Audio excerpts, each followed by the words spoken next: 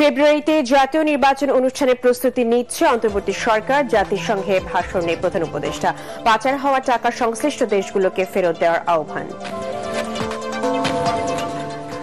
জুলাই সনদ বাস্তবায়নে রাষ্ট্রপতির সাংবিধানিক আদেশ জারির সুযোগ নেই অভিমত বিশেষজ্ঞদের। সুপ্রিম কোর্টের আদেশ ও গণভোটেও বাড়বে জটিলতা।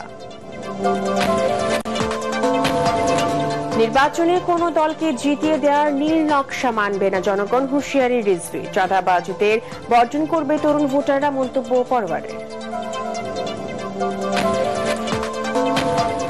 নির্বাচনী প্রস্তুতিতে পিআর এবং এনসিপি শাপলা প্রতীক বরাদ্দের দাবি কোনো প্রভাব ফেলবে না চাঁপাইনবাবগঞ্জ নির্বাচন কমিশনার আনোয়ারুল ইসলাম।